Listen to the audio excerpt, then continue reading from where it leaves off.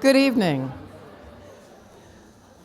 Hi, I'm Sue Dodds. I'm Dean of Arts and Social Sciences at UNSW. I'm delighted to welcome you to UNSW Arts and Social Sciences Says Who panel. Tonight's event on domestic, family and sexual violence, what's gender got to do with it? Australia has a horrifying problem, a deep seam of violence that wounds, scars, damages, and in some cases kills its victims in the physical and emotional space where they should be the most safe and secure, in an intimate relationship. The important and encouraging news is that our domestic, family, and sexual violence problem is no longer being ignored or talked about in whispers and seen as a personal problem with no solution. Over the last year in particular, many brave survivors, the media, the public, universities such as UNSW, and our political leaders have begun to shine a light into the darkness and talk about our cruelty and shame. But has this light been shone in the right place? Has it been shone on the right people? Has it been shone by the right people? And has this focus led to change and evidence-based solutions? Tonight, our panel will try to delve into these issues more deeply. At UNSW, the Gendered Violence Research Network has developed an understanding of gendered violence as an expression of power and control over individuals or groups because of their gender. The network uses the broad term gendered violence to reflect its impact on all population groups, although it's clear that women and children are disproportionately affected. In view of UNSW's strong commitment to addressing gendered violence, tonight's panel will explore the gendered aspects of domestic, family, and sexual violence from a conceptual, policy, and practical perspective. To what extent should we prioritize violence against women? How should we acknowledge and address male victimization and female perpetration? And in what ways does a binary approach to gender ignore the experience of others affected by violence? We've assembled a panel of eminent experts who have knowledge and experience in this field, and we thank them for their time and insights this evening. And we also welcome you, our largest audience ever for a Says Who series to date, for your many questions and willingness to contribute to the solutions. We believe that this challenging and often poorly understood topic will lead to an engaged and thought-provoking discussion this evening, which will in turn help to shape future public and private discourse about gendered violence. This topic reflects UNSW's strong commitment to diversity, equity, and social justice. The inspiration for tonight's discussion stems from our 2015 Asia-Pacific Conference on Gendered Violence and Violations, where it became clear that there's a keen interest in taking a more inclusive approach to addressing these issues. The approach has been reinforced for us by the work we do through the Gendered Violence Research Network to assist organizations to support employees affected by domestic, family, and sexual violence, and the significance of employment legislation and good practice stipulating non-discriminatory policies and procedures.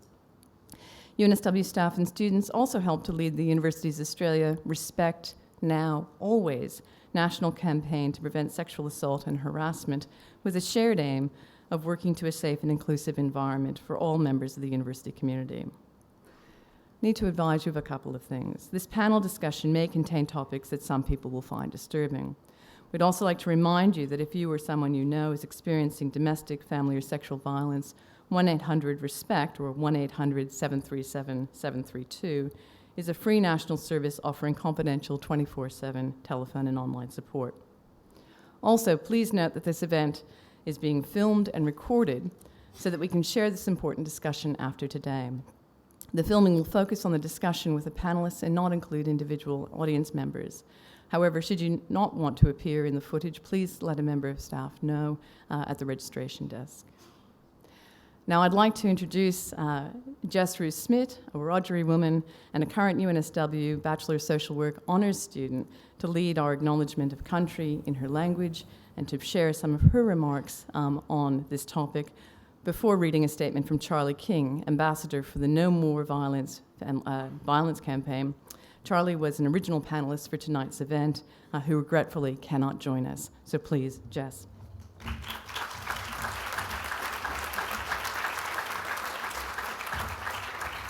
Thank you, Susan. Yindamara du, Yindamara di, Yindamara uram bangbu. Mainbu, Uwindu, Jess, Wiradjuri, Yina. Yama du Marang. In my language, I have just acknowledged the sacred land on which we meet tonight and the sovereign people of this land. I've introduced myself to you as well as a Wiradjuri woman. It is an honour to have the opportunity to speak tonight as an Indigenous voice regarding domestic, family, sexual violence and gender.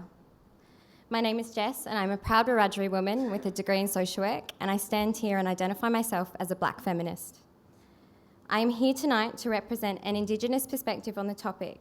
However, I must first acknowledge that my views are not applicable or transferable to all Indigenous people.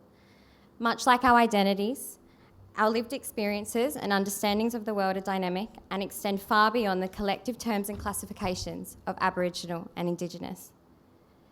But one thing we certainly share is a history and present that was and is impacted by colonial invasion. An invasion that was violent. An invasion that projected violence against my ancestors' ways of being, ways of knowing, and ways of culture. A violence driven by Western values and the ideology of patriarchy that has pervaded our contemporary communities, and one significant iteration of which is domestic, family, and sexual violence.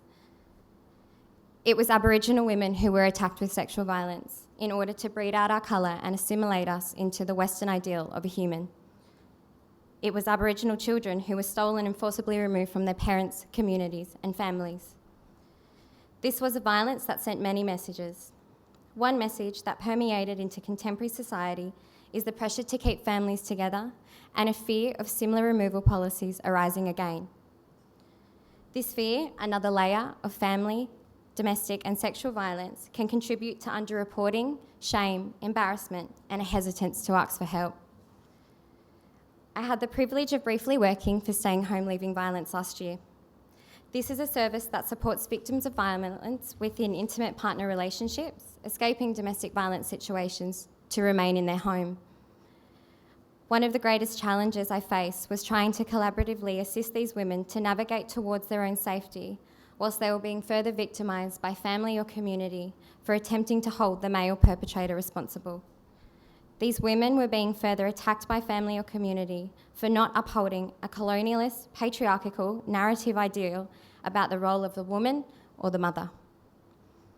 We need to continue protecting, supporting, and empowering victims of violence, as well as work as a community to hold perpetrators of violence in any of its forms and layers responsible and accountable.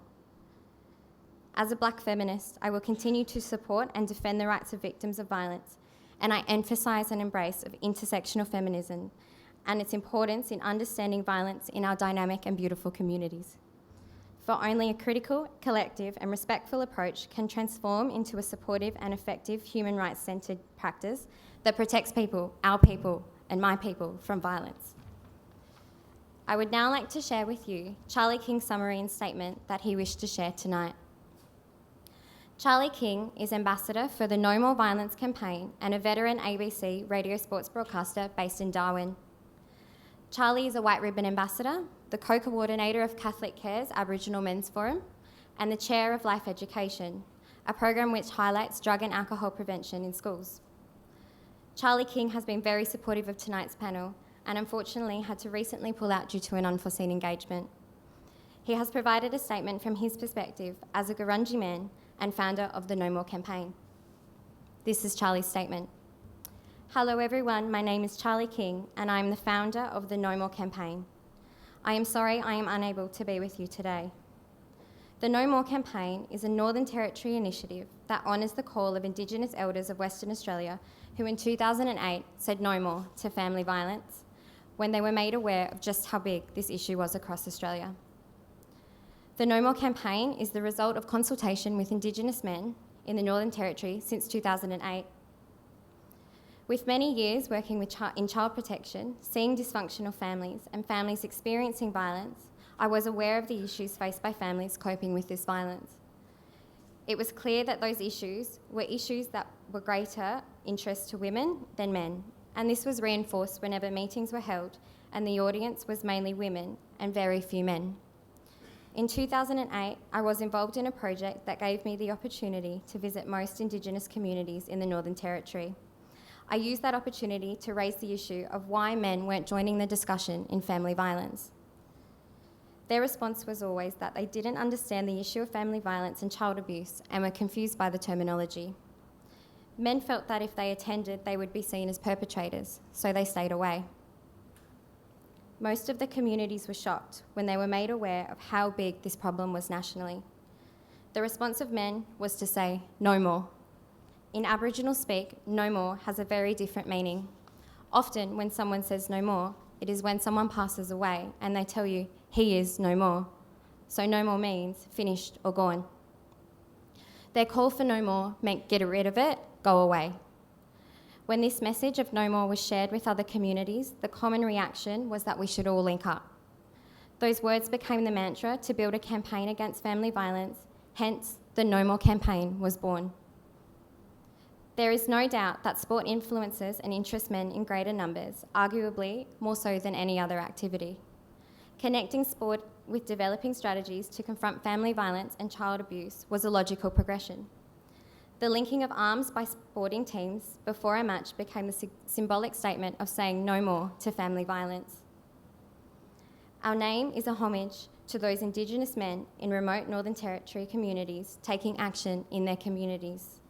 When we link arms as a symbolic gesture, we are referring to the words of our Indigenous elders. Family and domestic violence is not, however, exclusive to Indigenous communities. Accordingly, the campaign has reached out to the wider Australian community.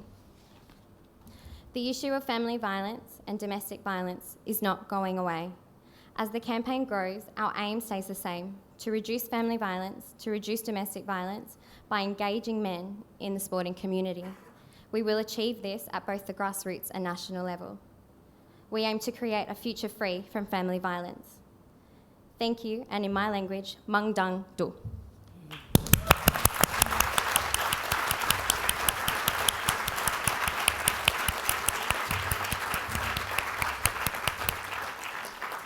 Thank you, Jess. And I think the reaction you got indicates just how well received that both your own comments and those of Charlie King were received. So our moderator this evening is Professor Eileen Baldry, Professor of Criminology and Academic Chair for the UNSW Equity, Diversity and Inclusion Board.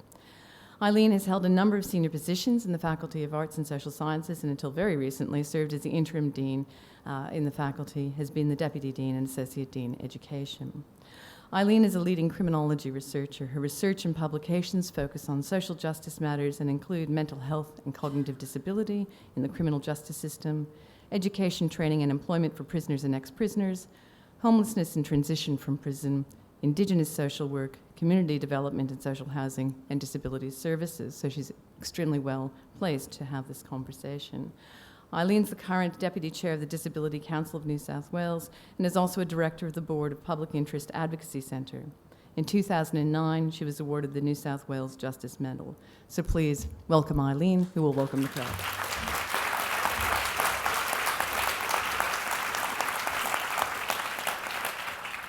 Thank you very much, Sue. Thank you very much, Jess. That was a wonderful statement, and I hope we will all keep it in our minds as we traverse the questions and the discussion this evening. Welcome, everyone. We are going to have a vigorous, rigorous, and respectful discussion and debate this evening. We have many questions that came in from people who are in the audience and some who are not. We will try to get to as many of them as we can, so these are sprinkled throughout the evening. The evening's discussion and with the panel will be divided into 3 sections. The first section, gender, what's that got to do with it?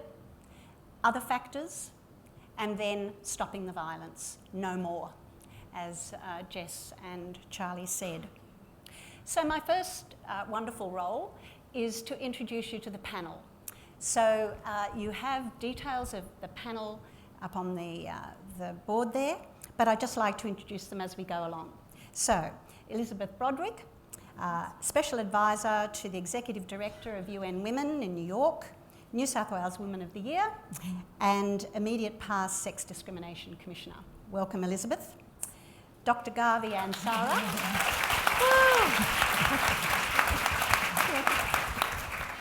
Dr. Gávi Ansara, board member of the Australian GLBTIQ Multicultural Council. Welcome, Gávi. Thank you.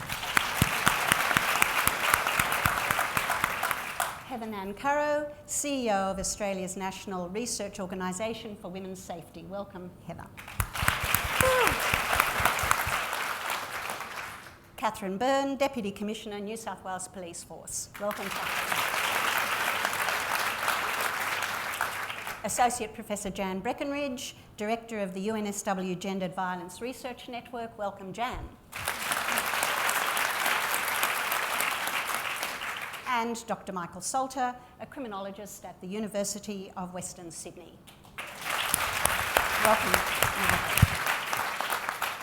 Right, straight to it. I'm going to direct this to everyone on the panel. We've seen a massive rise in awareness, the media coverage and conversations of domestic violence.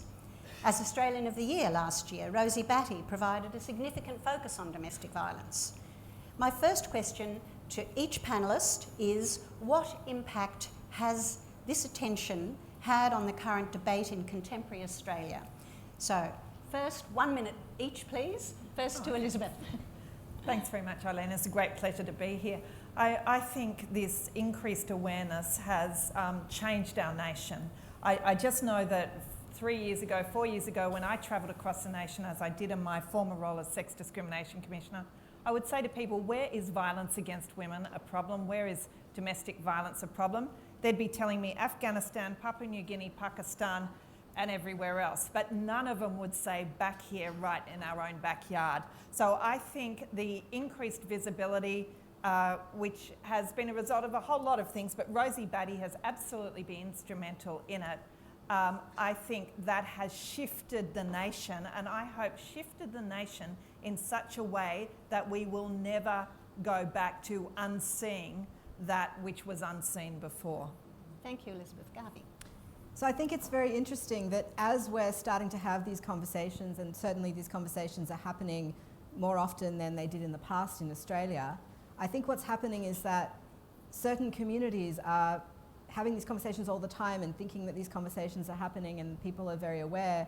And then when you look at the media debate, there are entire segments of society that are entirely included from these conversations. Or when they are discussed, they're discussed in such a stereotyped way that it isn't actually substantively useful. So as we've seen an increase in certain types of conversations, particularly the conversation about the battery of women by men who are their intimate partners, which is a very important topic to be discussed, I think we're also seeing that when that becomes the dominant narrative, there are lots of other permutations of violence that are equally important for us to be talking about. And because there's so many different conversations we need to be having, there's a real danger that one narrative will dominate and we'll forget that multilinearity, that there are many different narratives and different ways that this plays out. And I've seen a lot of that. I'll probably talk about that later. So I think there's a cautionary note that as we talk about this more, we need to not kid ourselves into thinking that we actually understand all of the many facets of it, because it actually does play out very differently for different populations. Thank you. Heather. Thanks, Gávi. That's a nice setup for my response.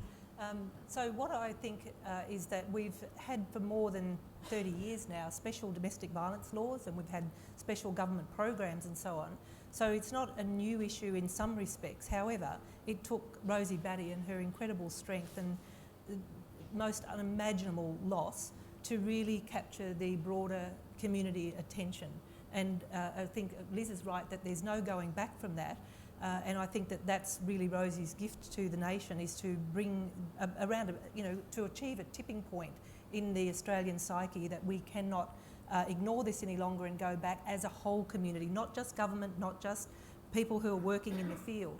And what it also allows us to do is to start then to begin, because we won't ever go back from that thinking about violence against women mainstream, it does allow us now to start to have those conversations about women who don't fit the common kind of stereotype of victims of violence, and a wider range of people who are affected by domestic and family violence and sexual violence, and in particular the ways in which their experiences, so people from the LGBTIQ communities, but also Aboriginal women, Torres Strait Islander women have different experiences. As Jess said, there's not a uniform experience for Aboriginal women too. So what Rosie's achieved is a gift for us too, to be able to start to have those broader conversations.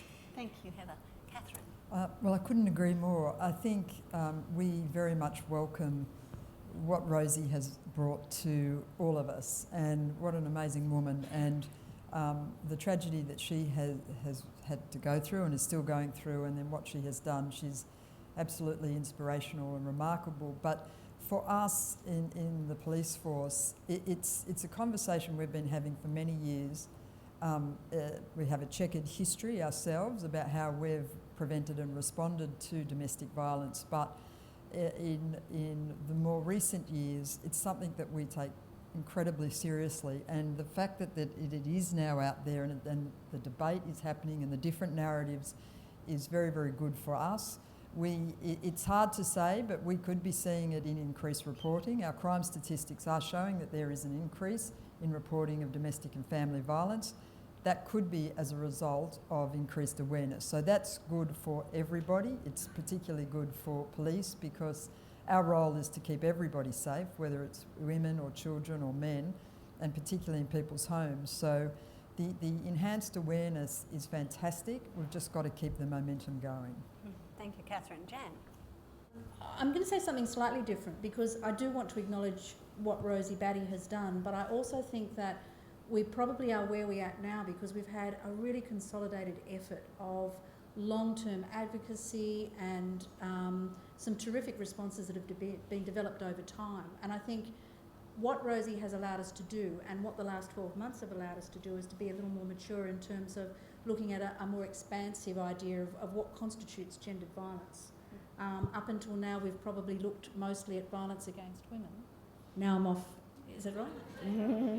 Of violence against women, but I think we have an opportunity now to still prioritise that, but to look at other ways in which violence has affected different groups of people in different ways. And I think we saw that very keenly at the conference that the network ran last year, where there are so many different groups who are affected differently. So rather than having very static ideas of what violence constitutes, we're now looking at different ways in which violence can manifest. Things like economic insecurity and abuse, different psychological effects of violence, which we've always known about, but I think our responses can be slightly different and much more complex. Thank you, Jen. Michael? I think what we've seen in the last couple of years is the shattering of complacency. I think there was an assumption in the public that, domestic violence, we dealt with it. We dealt with it 30 years ago. Didn't we have feminism in the 60s? It's done and dusted. And I think Rosie, and I think, the mass media has done an amazing job, a number of key journalists as well, in terms of taking up some of that advocacy and really driving it forward and saying, no, we've got this unmet need out there in the community. We haven't developed the responses that we need. I think that's been really great. Violence has been really central, particularly the issue around intimate partner homicide, but now a more sophisticated conversation about inequality, about coercion in relationships. That's not necessarily physical coercion, it's not necessarily violence. And the way in which the normalisation of that inequality and those power differentials in relationships and all different kinds of relationships creates the context in which criminal, physical and sexual violence can take place. So it's really great to see this forward momentum, not just around violence, but around the conditions that make violence possible. And I'm really hoping that the conversation keeps broadening out. And I think the themes of diversity that the panel have picked up really need to be part of that. Good, thank you, Michael. And keep in mind that we might want to come back to talking about the media at some point and their role in this, so all of you might consider that. But at the moment I want to cut straight to the chase and say, what has gender got to do with it? And Heather, I'd like to ask you what your thoughts are on this. Okay, so recently Dr. Peter Cox, who's a Senior Research Officer at ANROS, did some further analysis of the Personal Safety Survey data collected in 2012. And Peter's research showed that gender, more than any other factor, was substantial in experiences of violence, whether perpetration or victimisation of violence. So gender is absolutely instrumental in the way that people experience violence as victims or perpetrators. So to give an example, in Australia, since the age of 15, about 1/3 of women have experienced some form of physical violence from someone, not necessarily their partner. About half of all Australian men have experienced some form of physical violence from someone. So you can see that overall men experience more violence than do women. However, men and women are more than 3 times more likely to experience violence perpetrated by a man than a woman. Also, we know that the gender comes into play in terms of where people experience violence. So women are more likely to experience violence in their own home. Men are most likely to experience violence in their place of entertainment. So, there are very significant gender differences in the experiences of violence. Thank you. Catherine, what do the police observe? Well, a couple of different things with this. We are clearly governed by legislation because our role is predominantly law enforcement. And that legislation applies to everybody equally. So there's no gender connotation in legislation in how the definition of domestic violence is. So it's very gender neutral. So we have a New South Wales Police Force domestic and family violence policy, however, and in that policy we recognise that domestic violence is a gender-based crime.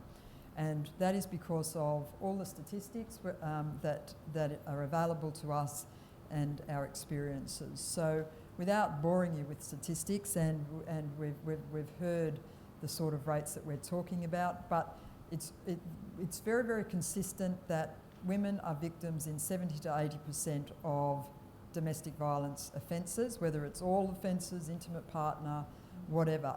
It might be 72, it might be 80, but that's an enormous amount of one part of a population who is a victim of a particular crime. So on that basis and our experience, we believe that it is a gender crime. However, our framework, when we have a good foundation to deal with it, our framework says we deal with every victim in the same way. So we have various policies and standard operating procedures and tools that we use, and we apply that to every single person who is a victim. But we're very conscious about women and how often they are subjected to violence. We are now focusing more on the perpetrator than we used to. We've always focused on the victim, but we're focusing on the perpetrator more so. And we have a number of new strategies and old strategies, I guess, that we're emphasising about perpetrators. So we are targeting perpetrators and a whole range of other measures.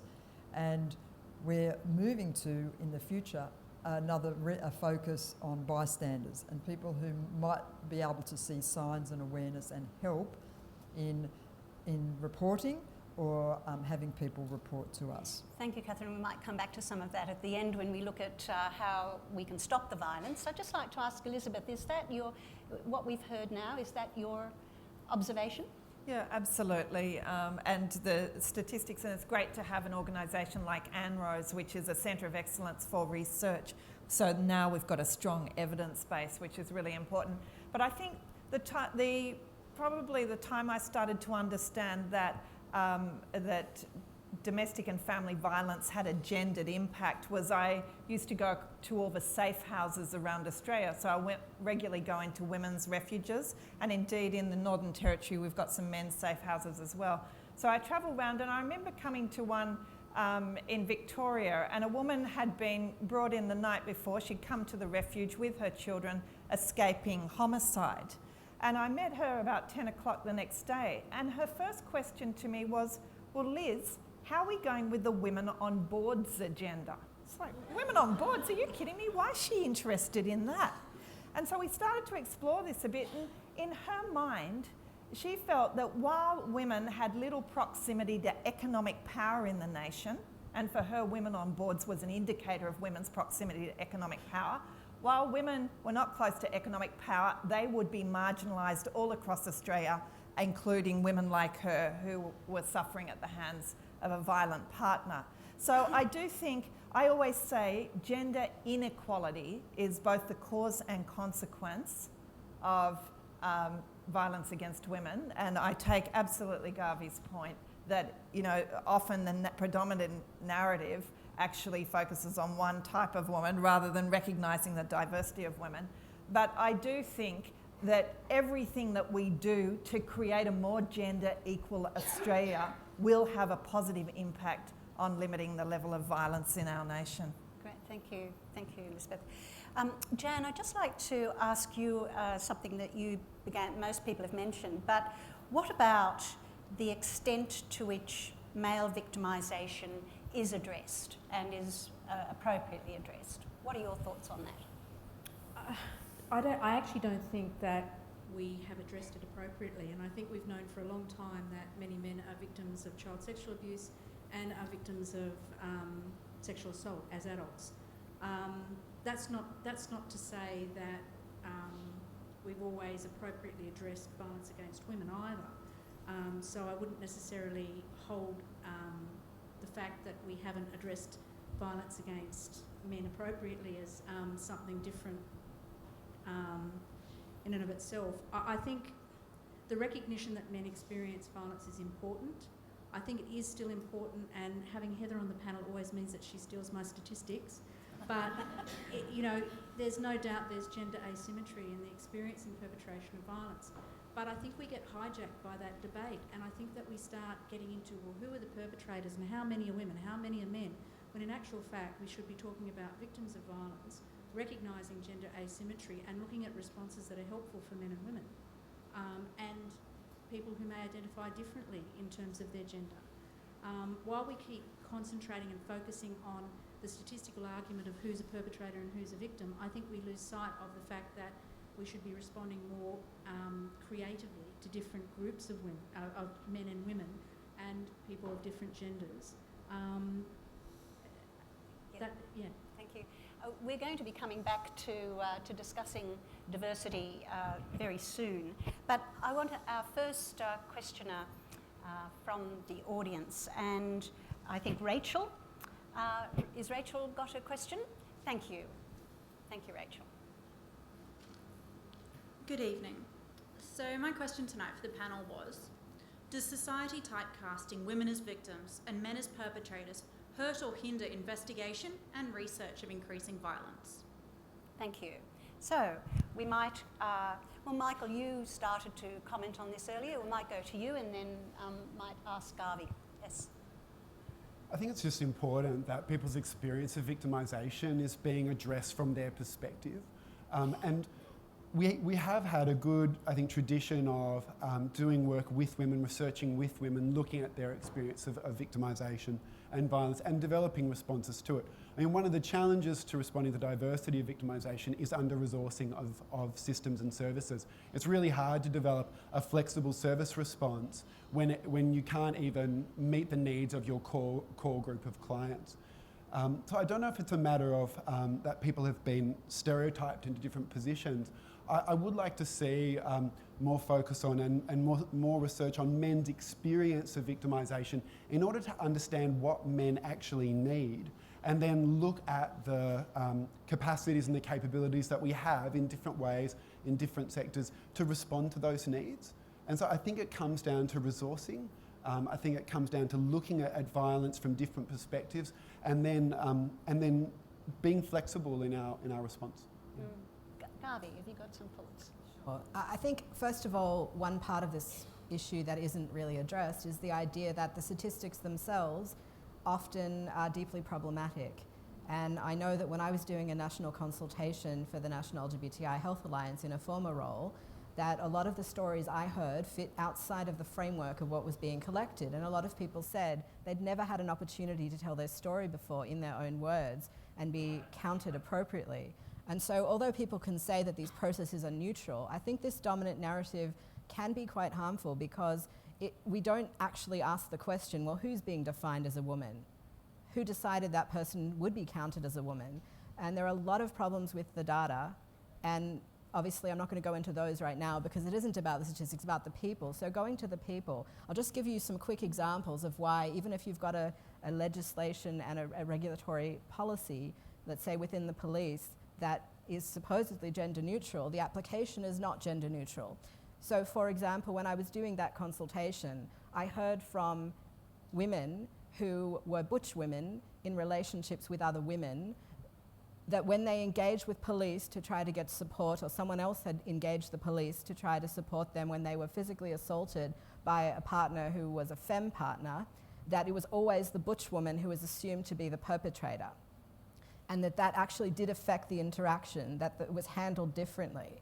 And I did even have police who came confidentially and did give information to say, look, they didn't feel they could report the stuff, you know, it's their mateship culture, but that they did want that acknowledged and put in my report. And another thing you'll find, this was another common story, a woman of trans experience who might be physically larger than the stereotypical woman is assaulted by a woman partner. Now these are two women. The police show up and that physically larger woman, who's the woman of trans experience, gets assumed to be a perpetrator or laughed at. And there was one instance in particular where she was laughed at by the police, who in front of her, when she had still bruises and blood and everything coming down her face, the police turned to the abusive partner and said, oh, don't worry, you know, and used the wrong pronoun and said, when this person's in court, no one will take it seriously.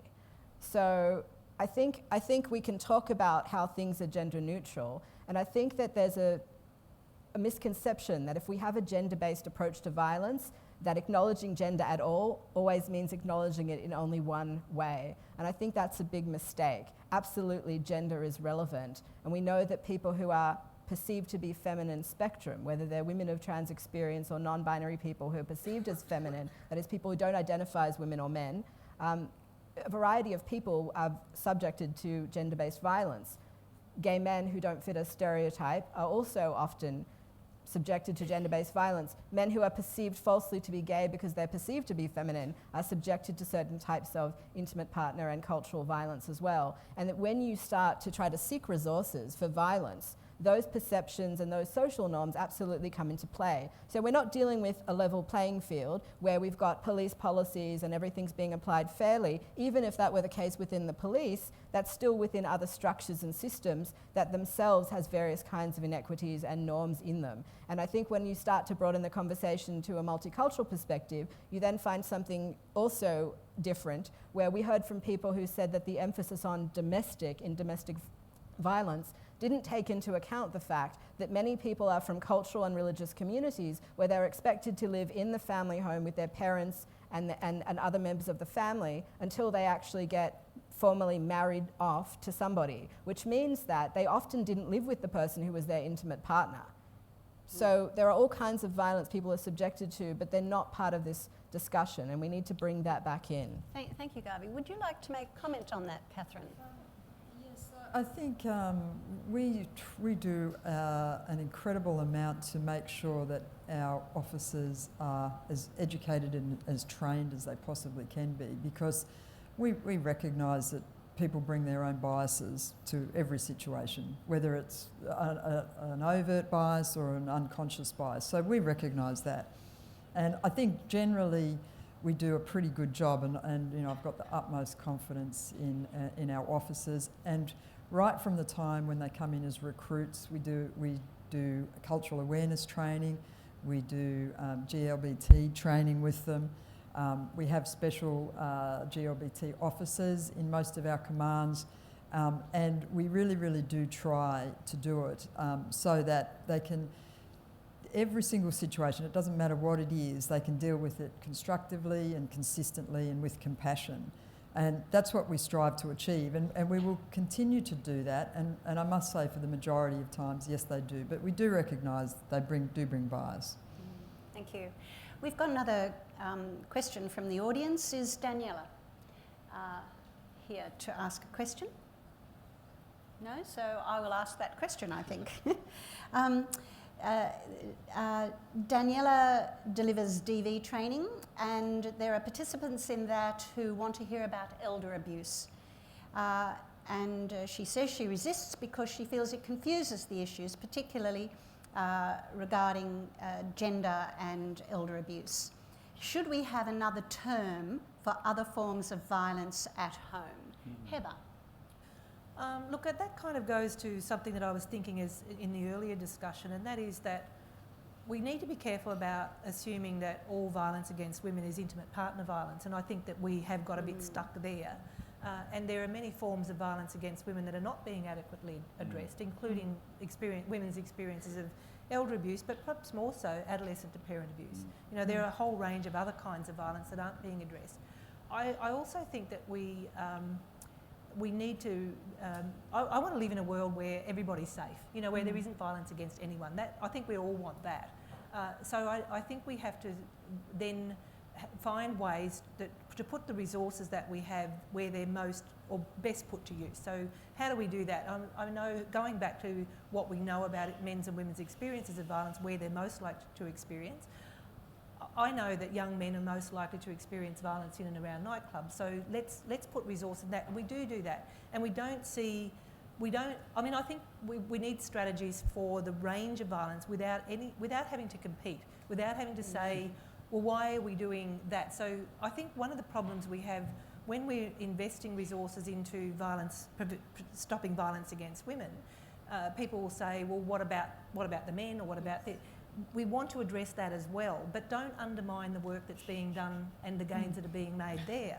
You know, we have to build on all of that, not undermine, and get rid of the competition for resources. So yes, we do need to respond to elder abuse. We need to respond to these other kinds. And I would also argue that we need to put across those different kinds of violence a gender lens, but also a lens that looks at the intersections of women's and men's experiences. So gender is one of those, but also disability, so sexuality, cultural identity, a whole range of other factors have to come into play. So I'm kind of responding to the last two questions, really, so forgive me for that. No, thank you, Heather.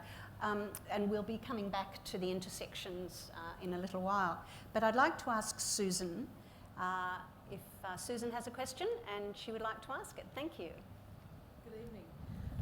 The public conversation regarding domestic violence seems to focus on the physical violence. Is this what drives the reporting that men make up the vast majority of perpetrators? If domestic violence is mostly about control and power, when will those aspects be better represented in the public conversation? And would that focus act to highlight the need to intervene to prevent abuse escalating to physical violence? Thank you. I think Jan already started to discuss this, so you might like to say some more about power and control. Look, I think going back to an earlier comment about the media, and one of the things that I think has happened recently is that we had a real focus on lethality, people who are murdered as a result of DV. And we have, some terrific projects such as, well, it's not a terrific project to be counting dead women, but we have a lot of focus on lethality. Rosie Batty's son, was shocking that he was murdered. We see in the media recently we've got a couple who are on their first date stabbed by an ex-partner. And what that does is focus our attention much more to physical violence than perhaps is the usual experience for very many women and men. And I think that there is some truth in that we understand and can see the physical manifestations of physical violence. I'm not necessarily sure that violence always escalates from coercive control to physical violence. Certainly I can remember in some of the conversations I've had with women, and one woman I can remember still what she said, and she said, he only had to hit me once and I knew he could do it again, and what's more, if I didn't do what he wanted, he could go for the kids. And she said, I knew I had to stay in line. So many women speak of, and I'm speaking about women because primarily my research has been with women, many women do speak about coercion and control, and issues such as economic disadvantage, the gender inequality that Liz is talking about, not having access to finances, them being kept by a male partner, not being allowed to go to employment, or not returning to employment after pregnancy and having childbirth.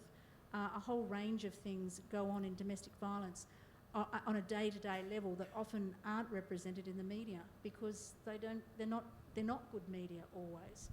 But in terms of escalation, I'm not sure that it always works from coercive control to physical violence. I think sometimes physical violence can come up front just as easily and settle into a pattern of coercive control.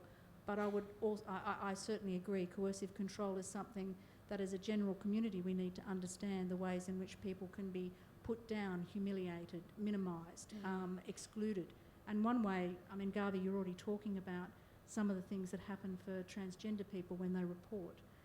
They're just as painful and as shocking sometimes for some people as physical violence. Thank you, Jan. One of the issues here is that, of course, power and control and coercive control is not a criminal offence. And so, Elizabeth, how do we better understand this as domestic violence, as family violence, and what are some of the things that you've seen in this regard? So power and control absolutely at the heart of the violence that we're talking about, but increasingly with the women that I speak to, I'm seeing it move to new mediums, which is technology.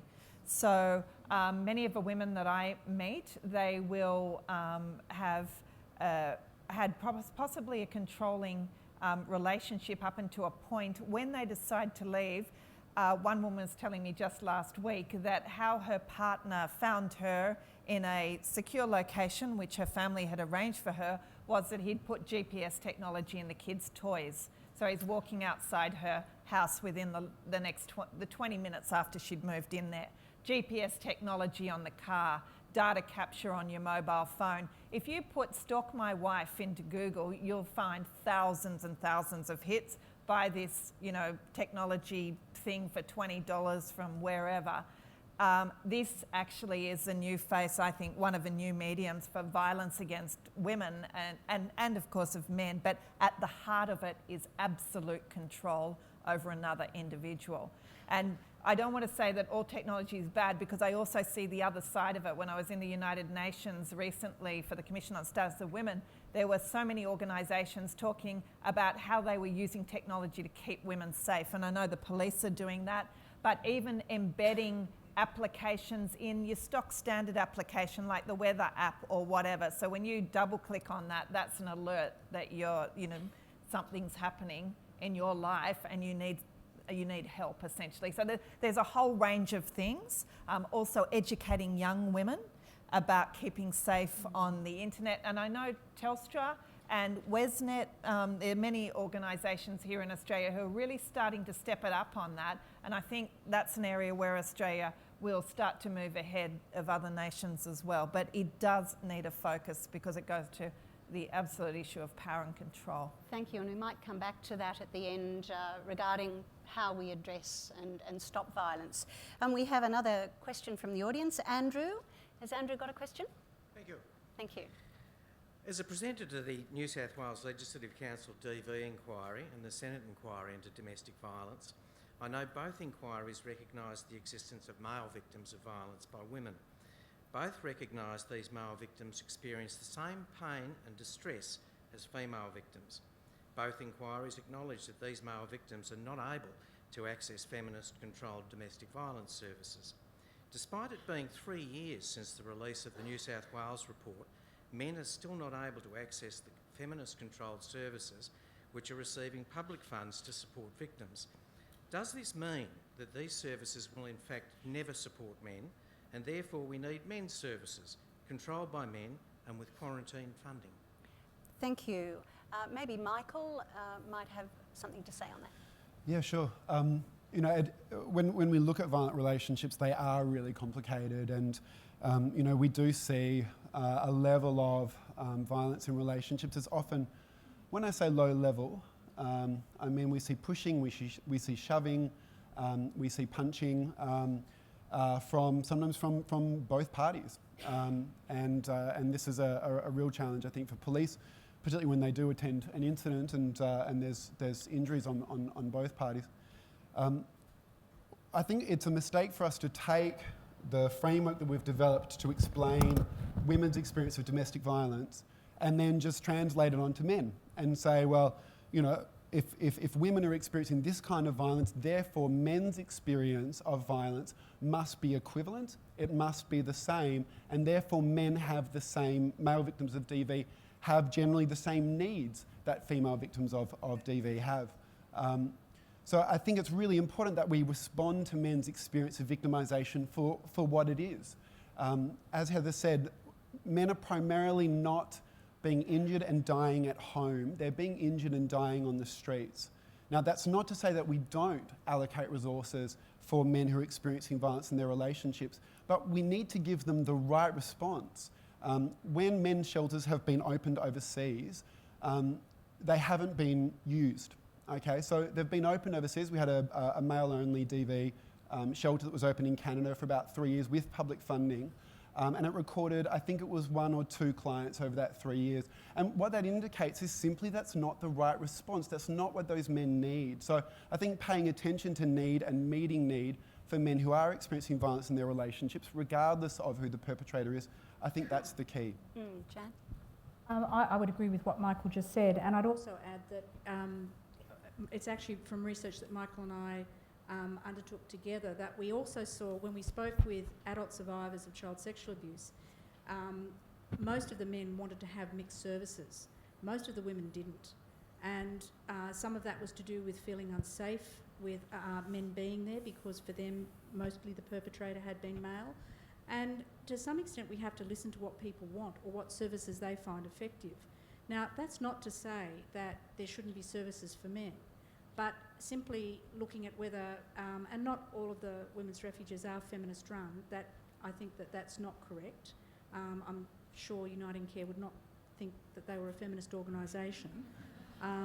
But I do think that, simply saying, well, women have got refuges, let's open them to men, I don't think that's effective any more than it would be saying, okay, we've got elder abuse, let's put anyone suffering elder abuse into a women's refuge, or we've got a trans person who clearly does not feel comfortable being positioned as a woman, putting that trans person in a women's refuge. It is about being more nuanced. It's recognising the complexity and trying to develop responses that are appropriate for particular individuals. Not just saying, well, one group's got resources and we want them. I don't think that works. Yeah, thank you. Gávi wants to. Thank you. Gávi. I would say that in my own experience with refuges, I actually think that maybe it's an important thing when people say men don't need these services. This is a really good example of how this conversation plays out, because in fact there are a number of gay and bi men's refuges around the world that are in high use. There are a number of trans refuges that are in high use. There are even some safe home programs in places where people don't have the resources to have an actual refuge, where they have a safe home program, where they have carefully vetted people who open their homes as safe houses. And there are a number of those programs around the world that are very widely used by women, men, and people of any gender. I think one of the points to also make about this is that, sociologist Margaret Eichler talked about the big blob theory of sexism, this idea that people just say anything that's bad for women is sexism, and they just stop there. I think that there are many different types of sexism, and some of them lead to a trajectory that ends in physical violence, some of them don't, and they all have different solutions and interventions. So when we have an overly generalized approach that lumps everything in together, it isn't that helpful. And the traditional power and control wheel that was often used, and I know because I used to work as a frontline direct service provider for a shelter, I know that power and control wheel does not work for a lot of people because the way that it works assumes a certain type of dynamic that just doesn't take into account a lot of cultural factors. And, there was one story that still chills me to this day. There was a woman who'd been assaulted by her partner, and this woman somehow got a caseworker who couldn't call her she, which she identified as a woman, but her paperwork all said male. Now, this woman was assaulted by another woman.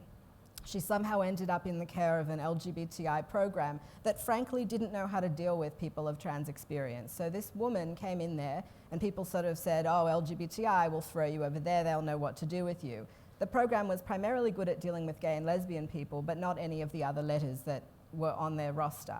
And so what happened was, and this is very common unfortunately, so what happened was she became a bit hostile because they couldn't use the right the pronouns for the right language. And she also had just been assaulted. She then somehow managed to get sent to a centre where it was a co-ed homeless shelter. She was very predictably and very tragically then assaulted sexually by several men there. She then was sent back to the other program, the LGBTI, the T and the I as tokens, probably the B as well, sent back there, and now she was really in distress, whereupon they said, she's being difficult, we don't know how to deal with her, and they ended up dropping her at a psych unit.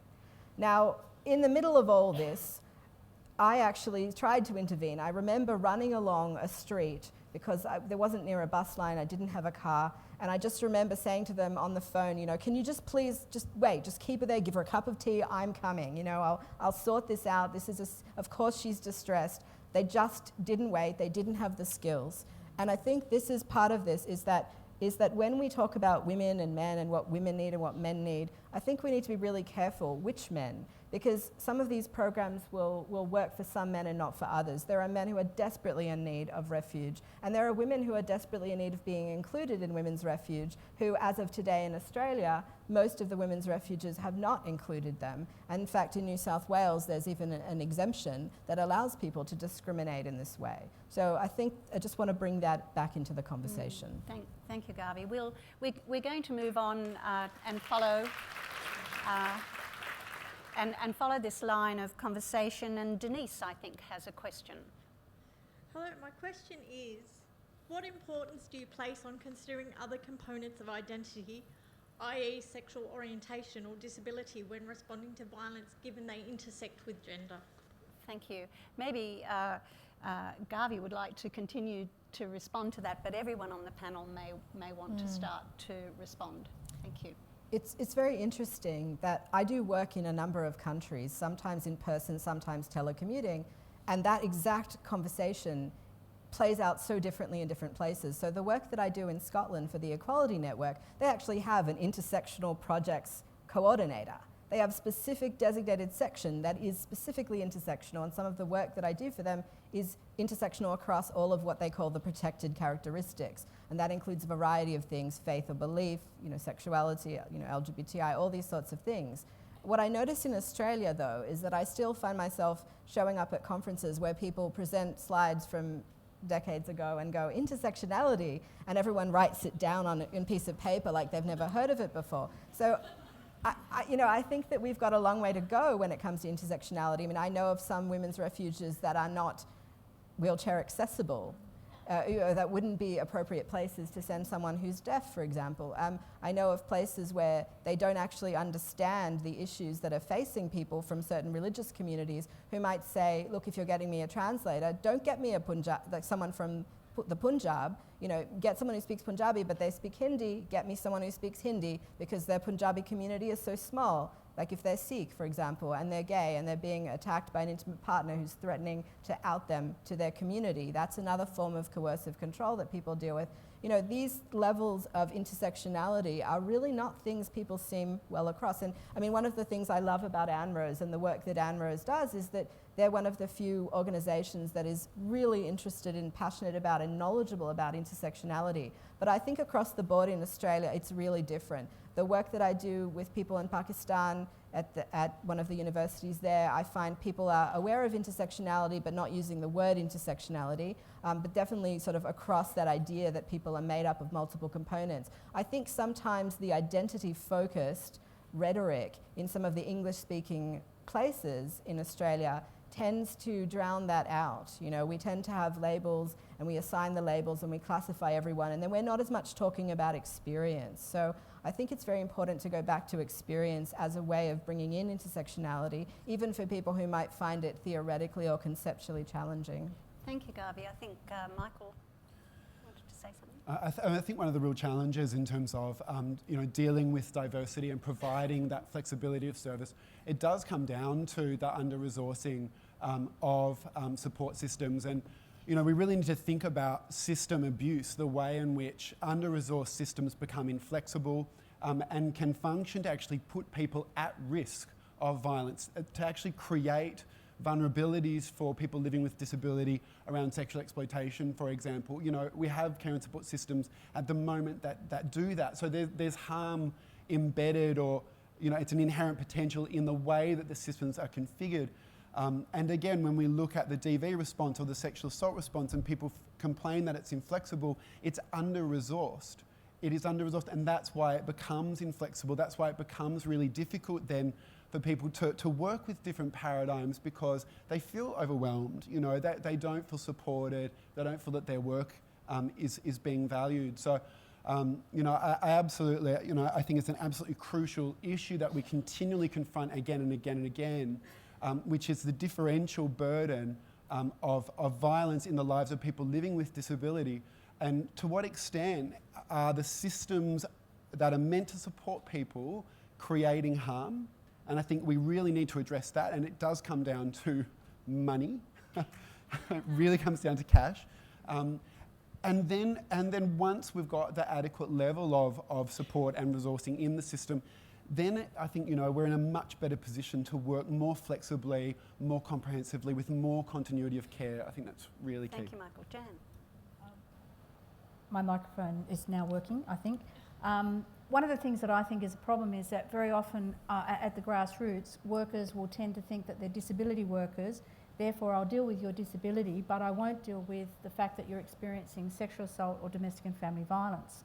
And what happens in those situations is people fall through the cracks. And you can have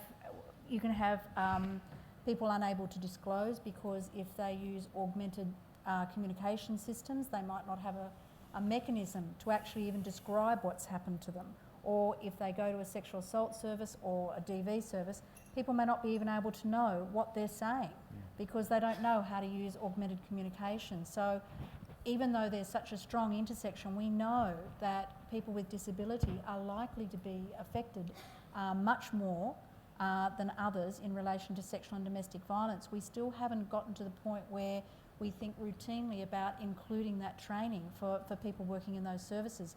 And the workers themselves often don't want to take it on. They refer back to the disability sector, who may not feel equipped to deal with the very particular issues around sexual and domestic violence. So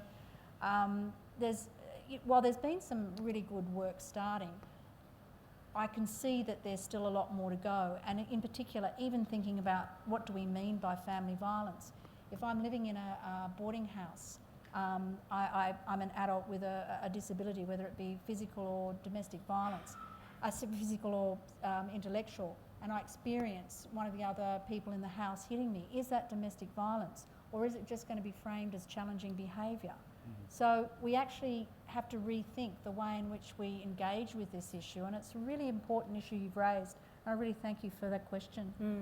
I wonder whether the police are able to address the nuances that really need to come with a situation such as we've just heard. I mean, we recognise that one size doesn't fit all, and you know, it's very, very important, and it's dealing with every single complexity that has been mentioned here that we have to deal with. And then you add in some other things that we haven't spoken about, rural and remote communities as well. There's so many complexities, and I think, again, our approach needs to be one where we recognise that we have to be focused on what is happening at the particular time and deal with that on a case-by-case basis. Now, there are a number of good programs around that recognise that you need a nuanced approach, that there are all the complexities we're speaking about. And I think that's one of the reasons why Jess and Charlie's, the No More approach is so compelling, is because it just focuses on the problem. And we just want to focus on the problem rather than, you know, we're talking about all the other things about it, about victims and stereotypes, etc. But what is the problem? And No More is compelling because it's saying no more. Okay, so let us focus on that, and how are we going to address that in whatever the complex arrangement it is, whether it is a person with a disability or a person in a remote community or an older person. And sometimes because of all this complexity, you can get very overwhelmed. And so one of the things that is useful in police is that we do try to keep it quite structured for our police to deal with, so that they have a tool, they have a safety assessment tool that they use in every single incident. And so it's quite rigid as a framework. They make an assessment, and then it goes to a central point where further assessments are made about, well, okay, what are the sort of services that is needed? So I think the whole of government, whole of community approach is getting better, and it's recognising these complexities. And the real issue is the focus on the problem is I think a really good help for us all to remember. Would you just like to talk a little bit more about that and reference alcohol and other drugs, but particularly alcohol, because alcohol seems to be pervasive, but is it really the cause, or is it something you have to deal with differently? Alcohol and drugs are contributors to all crimes. It's not specific to domestic violence or anything else. So it is a contributor. We see it, our police deal with it every day, whether it's a malicious damage, whether it's a drink driving, whether it's an assault on the street.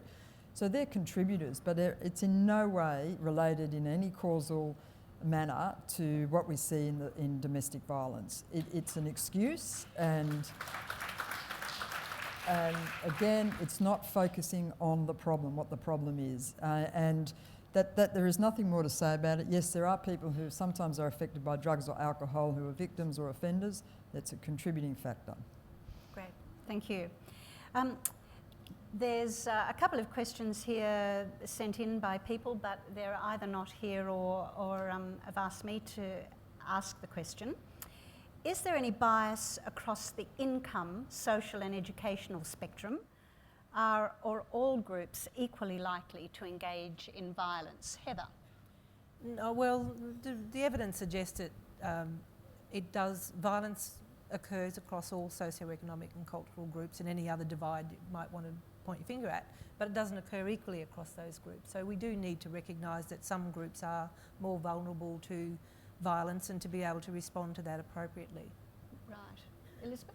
And I agree with that. I mean, there's not one country, every country in the world has a culture which accepts violence, and particularly violence against women. But what I would say is those women who have less power and who are more marginalised will have a disproportionate impact for violence. So I absolutely agree with Heather. Yep, thank you. We also see the triggers for perpetration for men that have a predisposition to violence. When they're in a circumstance or a context where there are, I mean, trigger is a kind of a controversial word, but when there are kind of multiple sort of life stressors, they are more likely to turn to violence. You know, so it means that men that are in, living complex lives, where there is, multiple issues facing them, and there's a predisposition to violence. They are, there's an increased risk that they will turn to violence. Gender inequality doesn't show up the same way in every community. It manifests differently in different situations. But certainly when we look at perpetration, when we look at sort of high-risk domestic violence offenders, they do tend to be men that are struggling with a bunch of issues, and it would be great, and I think increasingly in terms of DV treatment, we're turning to actually look at those complex needs to help support men to stop offending. What are the other ways that you can address the problems in your life without turning to violence? Yeah, but as we heard from Jess earlier, this is not an excuse, this is no, it shouldn't be happening. A question regarding strategies and awareness. So there have been a huge number of awareness raising programs and strategies, but has this broken through into different cultural groups and diversity? Gávi? I would have to say that in many cases it hasn't, and there's really great work being done, so I'm certainly not devaluing that work. In fact, some of the people who are up here right now are the ones doing that work and working within their various spheres to make sure that that happens. But I will say that all of the responses that I got when I did that consultation, and all of the responses I continue to get in the multicultural, multi-faith work that I am continuing to do, actually indicates to me that there are a number of people who just really don't get it. And on a weekly basis, I run into people who have encountered the system in a way that their needs weren't met, and very basic things that people take for granted weren't known to them. And that one of the clear examples of this was an unfortunate case of someone who genuinely did not know that there were free services available to asylum seekers. and who needed supports, who was not able to get that support, who ended up then paying money to people who I have a lot of ethical qualms about what these people did, never at any time notified this person of their resources, and these people were reputable professionals who have good reputations, and this person ended up having to fork over thousands of dollars that they didn't have, and it made the person's experience of violence and being safe much more difficult. So, you know, in addition to the economic issue, not everyone has, even people with the same economic means, don't get that economic means from the same sources and may not have the same structural privileges as other people. So I think definitely from the conversations that I'm hearing, there's still a lot of gaps. And it's not to say that we're not doing anything, it's to say we need to be aware there's a lot of gaps. There are still people in various religious communities, and not the stereotyped token ones, but in all religious communities, including the ones that have a stereotyped left-wing reputation, where we've got clergy who don't understand how to deal with this issue. We've got LGBTI support groups where people are enabling this sort of abuses against people by getting people banned from groups. And the people who are facilitators of these groups, these community groups that get no funding, have had zero training in this issue, so they don't know how to deal with it. In the same vein, people who then go to the community and, as it's called, DV sector, you know, they also encounter people who don't understand multiple needs. And so a few people have come back to me and said to me things like, well, you know, I went in and they sort of said, oh, you're a difficult person, because this person was, you know, this person was a Muslim lesbian who also happened to have a physical impairment, et cetera, et cetera. And I want to just problematize this idea of the domestic violence. What's violence and what's domestic? When you've got families colluding with medical establishments where intersex women and girls of all ages are being forcibly altered or coerced into medical treatments without given proper information that are irreversible from any age, and people aren't treating this as violence against women. And yet you've got the exact same medical procedures being done that if they were being done by another community overseas, people would say, oh, that's female genital mutilation, we've got to fight against it. And yet what's happening to these intersex young women and girls is absolutely appalling, and we're not dealing with that. So maybe we just need to take these things out of the home, because that's families being involved in very intimate violence, arguably it's sexual violence of a kind, that we're not even tracking. Thank you, Gávi. I think that brings us to saying we do want to end all forms of violence against people, and so that's the last section that we're going to be asking our panel, and some questions from the audience. So I think Olivia is here and has a question. Thank you, Olivia. Thank you. My question is, how can organisations do more to support employees suffering from domestic or family violence? So maybe Elizabeth. It's a great question, because I think for so long, organisations and particularly business has not been part of this conversation. And what I learnt as Australia's Sex Discrimination Commissioner was that it'll take every individual, every sector of Australia to actually step up on this issue. So in the last 18 months, maybe 2 years, I think of any gender-related issue in Australia, I think this is the one that's had the most progress. And that is to see domestic and family violence as a workplace issue. So we often, I remember 5 years ago, I'd go around businesses and I'd have a nice conversation about sexual harassment. The minute I moved into talking about domestic and family violence, it was like, whoa, stop right there. That's a private matter between him and her.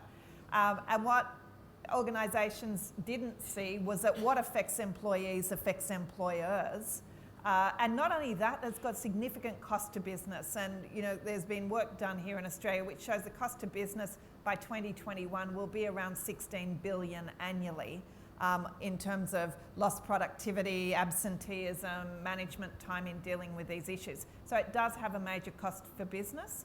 And really to get businesses to step up, and one of the things that we worked on with the Male Champions of Change, which is a group of iconic, the CEOs of iconic companies like Telstra, Qantas, Woolworths, the CEOs of some of the large government departments like Prime Minister and Cabinet, the Treasury, and also bring in some of the leaders from the military. I really wanted those men to start to step up on domestic and family violence. The question was, how would I move this issue from their heads to their hearts? Because most of them understood the prevalence data, but they kind of didn't get it here. And I remember this is well before Rosie Batty became Australian of the Year. I arranged for Rosie and another woman, Christy McKellar, a fabulous survivor of domestic violence, to actually come and spend almost half a day with the men so that they could hear the stories of what it's like trying to hold down a job when you're living in an abusive relationship. I mean, Christy told the story of trying to find shoes in the morning when her husband had sawed the heels off her shoes because she didn't like the fact that she was a little bit taller than him in high heels.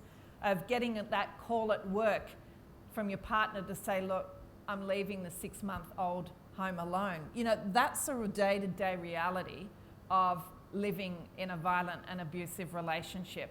And business is starting to understand that, you know what, unless we make it safe to speak about these issues, then we are not supporting particularly men and women who want to leave abusive relationships, but also we're not doing our part to create a non-violent Australia.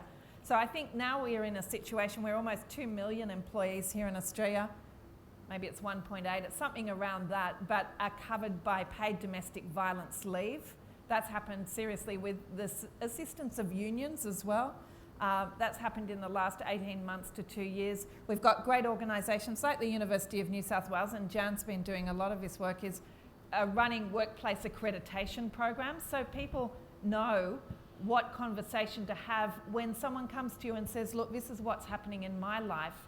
I don't know what to do. Can I reach out in support? So I think we've really seen fantastic progress. And just in the UN last month, Australia gave a number of presentations to other nations which showed some really leading examples of what business can do also to ensure violence against women has no place. Thank you, Elizabeth. Jan, did you want to make a comment? Oh, yes, look, I agree entirely with what Elizabeth's just been saying. And our project has been, we've been dealing, usually I've only dealt with community sector organisations, but more recently a group of us have been working with private sector companies. And what has struck me is their willingness to see what they can do to help their employees stay in employment. And partly what we do is we look at their policies and procedures and how they're going to accept disclosure and what kind of responses they can make that would be constructive in different situations. And we tailor it very carefully to the needs of that business and their employees. But, you know, as I say, the goodwill of business to look at how they can implement supports and flexible work arrangements has been stunning. And, you know, organisations such as Commonwealth Bank, which is a huge organisation, has been very thoughtful in the way that they've planned, the way their responses to their employees, and the goodwill around that has been tremendous. So I think that's actually, particularly keeping people in employment and housing, for me, are the two major issues when they leave a violent relationship. It's a very important, two very important aspects, and the more we can do in that space, the better. Thank you. Janice has a question. Thank you. My head is spinning with the complexity of these issues. Thank you for having this conversation tonight. Look, I'm part of a small group who are a committed group building a refuge in North Sydney right now. I'd just like to point out, isn't it amazing and wonderful that we're having these conversations, that Australia has reached this tipping point? But isn't it dangerous that the women and children, particularly, that we are targeting have nowhere to go once they realise that there is no shame in owning up to their situation? That's the first part of my... We are a community initiative, but we are struggling to get much needed funds to open our refuge, called Mary's House, by the way. I'll get to my question. Thank you. We readily admit we have an Australian problem with respect for women. So why is there not better education on the subject of healthy relationships and equality in schools? Thank you.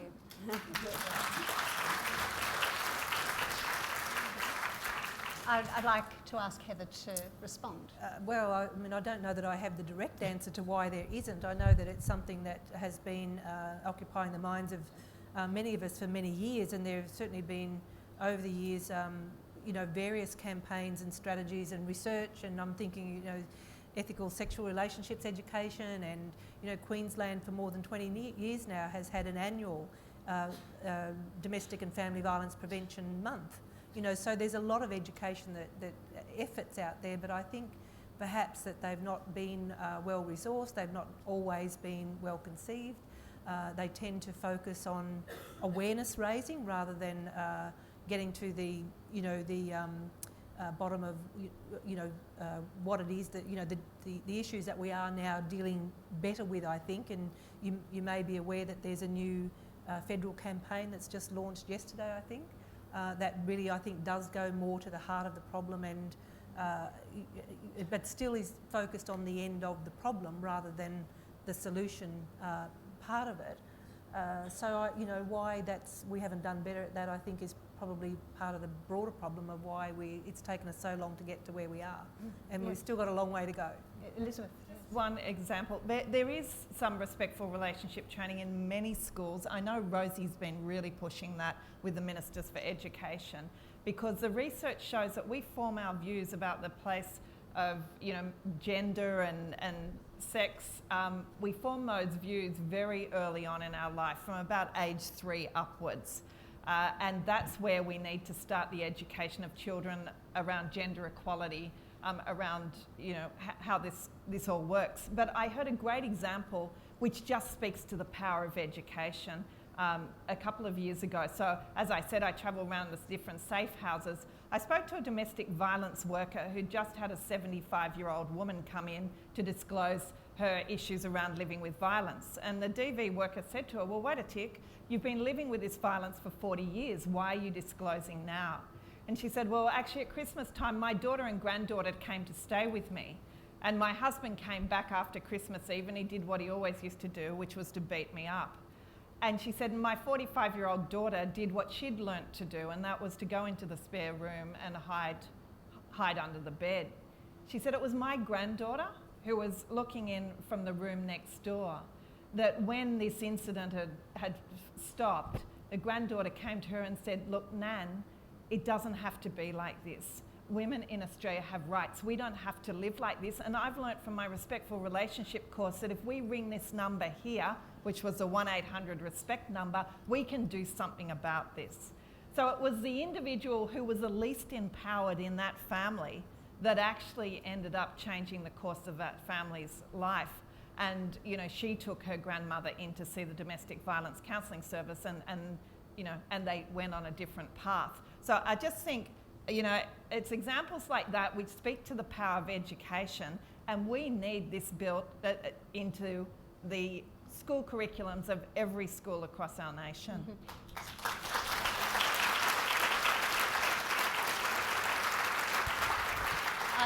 I think everyone wants to say something about education. Heather, just quickly, I think I should say that as co-deputy chair of the COAG advisory panel to reduce violence against women and their children, it's remiss of me not to say that the Council of Australian Governments did actually agree to a recommendation from the COAG advisory panel to implement respectful relationship education in every school across the country, and from, I think, primary through to year 10. Yes. So there is a commitment there, but it's it's early days and it's going to take a long time. Right. So Michael and then Gávi, I think. Thanks for your question, and I think also you've really flagged the fact that we still don't have the resourcing in the system to actually meet the needs of women impacted by violence, and we just can't forget that we still don't really have the resources in place. I think the recent sort of Safe Schools kerfuffle at a national level really just illustrates the challenge of embedding good, high quality, diverse sexuality education, particularly at a high school level. There really is a tremendous bulwark. It's a small but vocal group that has the ear of MPs, and it includes MPs who don't want to see good sexuality education in high schools. And it makes state and territory governments very, very nervous, as we saw as we saw this year. So it is something that will be interesting to see how it sort of unfolds. But once we get to the nitty-gritty of talking about sex and consent and what people do and why we should do it in a safe, consensual way, there is a group of people in the community, it makes them very uncomfortable. And that's something that we're going to have to keep working around, I think. And maybe Gávi might want to follow up on that. We can't ensure that all people, even all young people, have safe and healthy relationships if we're busy ignoring and silencing the relationships that young people actually have. And when it comes to sexuality and healthy relationship education, I've heard from a number of young people that I've worked with, who, particularly those at faith-based schools, because a lot of the work that I do is multi-faith work, that in fact they're not even acknowledged as existing, and no one wants to talk about that. So the people in their classes who get healthy relationships education, it's what a healthy relationship to that school is. That's a relationship between a girl and a boy, and a girl defined in one particular way and a boy defined in a particular way. And so they're not getting that education about even things like how to have safe sexual experiences, because in fact they're not taught certain types of protection that they would otherwise be told. And I think it's really interesting that you see the contrasting response of, let's say, Daniel Andrews' government in Victoria saying, we want safe schools to be mandatory because we understand that young people are killing themselves, that young people are leaving school, they're being educationally shortchanged, and that has, of course, a knock-on effect on their economic potential throughout their life, which then, of course, affects these issues we've been talking about today. And yet you have another conversation happening, again, with multiple narratives happening at the same time, and that conversation is saying, look, you know, it's those gay people trying to indoctrinate our innocent young people. And you know, a friend of mine said to me, you know, this is also about fundamentally different views of who a young person is. You know, are young people blank slates that have no interests of their own, no internal ideas, no connection to society that they develop, or are they in fact people in their own right who are trying to build healthy lives? And if you believe that young people are blank slates, then everything you talk about is filling them with an idea. And I think we do a lot of talking about young people as risks to be managed, as problems to be solved or avoided. And we don't do as much talking about the potential of strengths. And so when people have these conversations about healthy relationships, particularly they need to happen at a young age. But it's amazing how much young people already know. I mean, I was working in a school as a volunteer at one point, and there were people K through third grade, primary school young people and below. And these young people knew more about sex than I did when I was 16. And they were talking about it and they were drawing pictures. And so people have a knowledge of what's going on in the world. The problem is that they don't have a healthy frame that we can give them. So it's very alarming that just talking about the fact that it's not okay to bully a trans kid in school is somehow controversial in Australia today. And I think that should be a wake-up call to all of us. Yes. Thank you. We have a question from Lisa, I think. I'm actually a survivor, and I now run a company which implements domestic violence awareness programs into corporates. And what I hear a lot when I'm discussing things like this is one section of society pitting against another side to who's more to blame and who needs more. What can be done to get all the interested parties on the same page looking for a solution rather than working against each other? Yeah, so how to do that? How to get the solutions? Heather? People working together. If I understand the question, it's kind of goes to some of the discussion that we were having earlier about, you know, not competing for resources and not undermining each other's campaigns, but seeing that there should be a place for all efforts at ending violence in our society, regardless of who's affected and who's perpetrating. And you know, I think we do have to bring together. I think we have to be comfortable with different approaches and recognising variation, and the challenge of that, of course, is getting the resources to do it. And I think that's where kind of the competition comes in. But as I said earlier, there's a whole range of kinds of violence where women aren't getting the resources that they need to address those problems, and the same for men. So there's an issue there. I think we can increase the availability of resources by collaborating with, and we had a bit of discussion about, you know, so for example, women with disability, if agency supporting them with their, you know, particular needs around disability, but collaborating with those with expertise around the violence issues, then that can increase the availability of resources. So instead of knocking on the door for more and more specialised services for all of this variation, if we bring or pool the resources that we have and share expertise across agencies, then I think that we can go some way to addressing the deficit. Thank you. The national plan, I think, was one strategy to try and bring together, a coalescence of all the stakeholders that were engaged. But the national plan to reduce violence against women and their children, which is 4 3-year plans, it needs to be adequately funded. And the trouble is also that the world's changing, so the plans need to change as well. I know there's some iterative mechanisms to do that. So I think at least living in a nation where at least we have a national plan to reduce violence against women and their children. There are not many nations that have that, so that's a step forward, but now it has to be brought together. And look, the reality is there will never be enough funds put to it. There's a universe of need and a finite amount of funding. And I think, if we really believe this is one of the most serious human rights abuses happening in our nation today, why don't we fund it to a greater degree?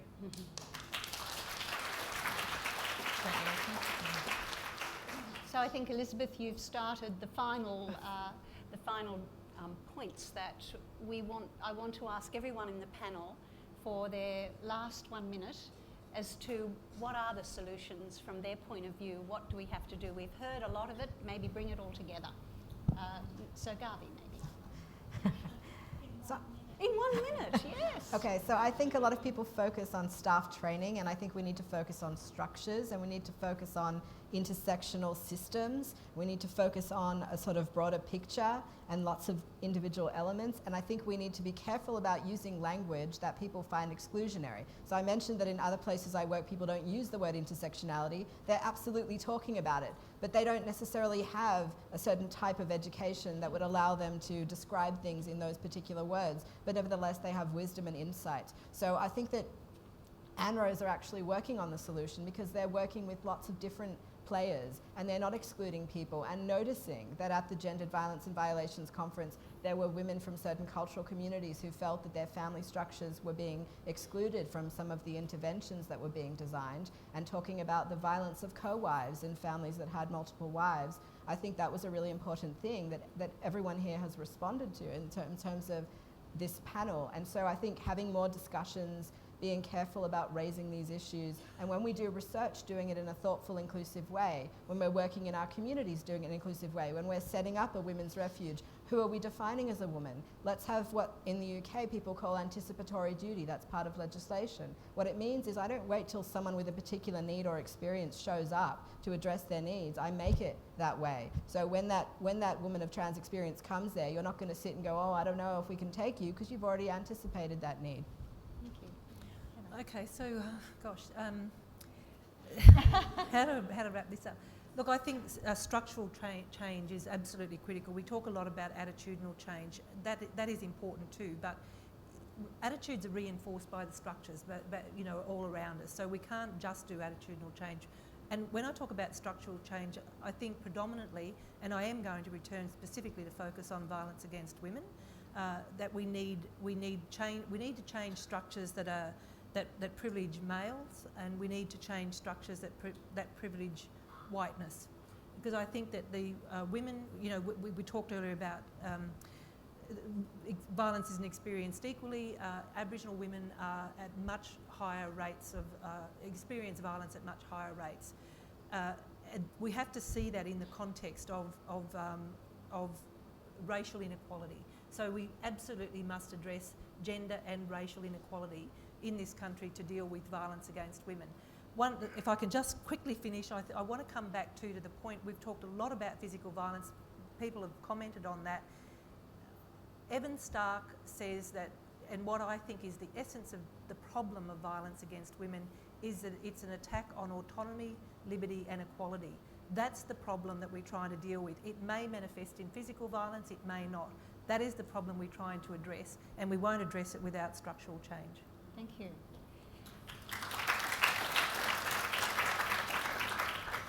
At the the expense of introducing something new while we're summing up, is punishment the right response? Yes. And in 1 minute, Catherine, 1 minute. Punishment actually will fit into what I was going to say. So I'm here for the police perspective. So the way I see it, we're here policed our purpose is to reduce crime, violence and fear. So we have a role in prevention, but it's not really our role. We are a part player in the prevention of crime. If we want to reduce crime, the easiest way for us to reduce crime is to lock people up, put people in jail who commit crimes, and that's how we reduce crime. But is that necessarily the answer? So it sort of flows in from the last question, and from a police perspective, I think that the prevention side of it needs the focus. When by the time it comes to us, often it's too late. We're the end. Even though we are wanting to work with the community to prevent crime, really, we should be the last people that should be getting involved. The investment, the time, the resources needs to go into the front end. So instead of an election commitment saying we're going to give another 400 police so that we can do this, it needs to be going into the front end to say we are going to educate, we are going to work together, we are going to do something to prevent it from this early age, from 3 years old up. Not when we're trying to deal with a victim and an offender at the heat of the moment, and we want to put somebody in jail because they've done something terrible, or they're bullying, or they're stalking. It's all really too late. So my perspective, from a police perspective, is we need to focus, get back to the prevention, get back to the early intervention, and the punishment, whatever that is, people have to be held responsible for their actions. It has to be proportionate to what they've done and take into consideration the victim, the consequences, deterrence, rehabilitation. But yes, people should be punished and they should take responsibility.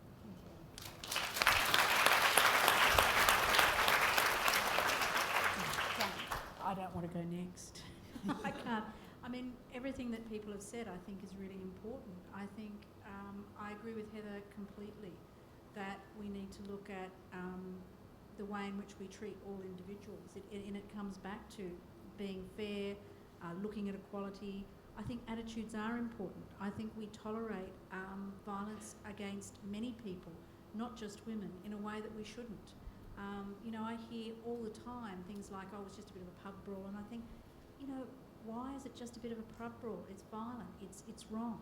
So our attitudes, what we tolerate, has to change as much as anything else, and we need a different conversation about what we think is acceptable,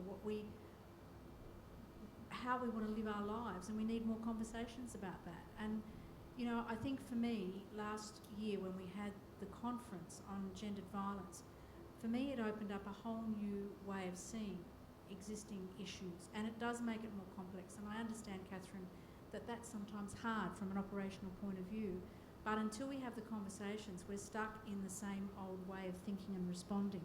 And I think we do have to think more creatively about the way we respond to not just different groups, but also women, because I think that there are different responses that have been shown to be more effective more recently. Was that a minute? Thank you. Michael.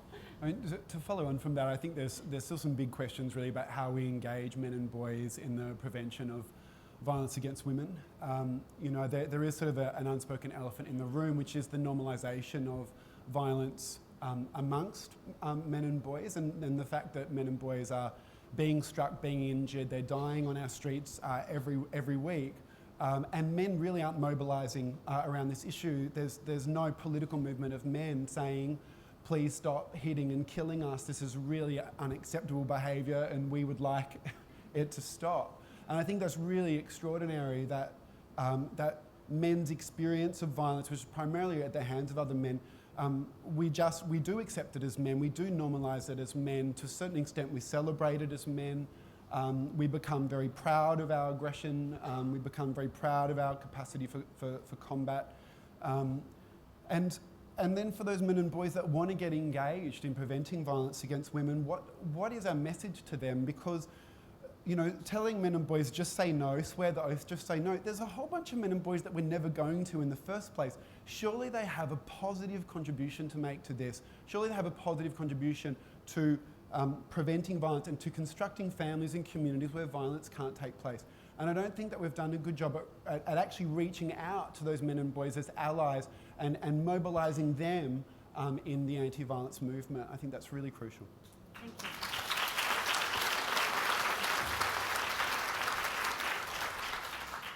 So we've come to the end of our panel. I know we could speak all night about these things and continue. I'd like to thank our panel very, very much. They've been excellent.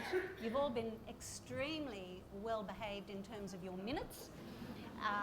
And thank you very much for all of the questions that came from the audience. We didn't get to all of your questions, but I hope we touched on many of them. How will we continue this conversation? I hope you will continue this conversation amongst yourselves as you're walking out the door with your families, in your workplaces, and that you will be part of the solution that we've just been talking about. So please, remember, if this has disturbed you, if there's anything that you would like to discuss, we have referral at the desk out there. And I would like you now to thank our panel and thank you.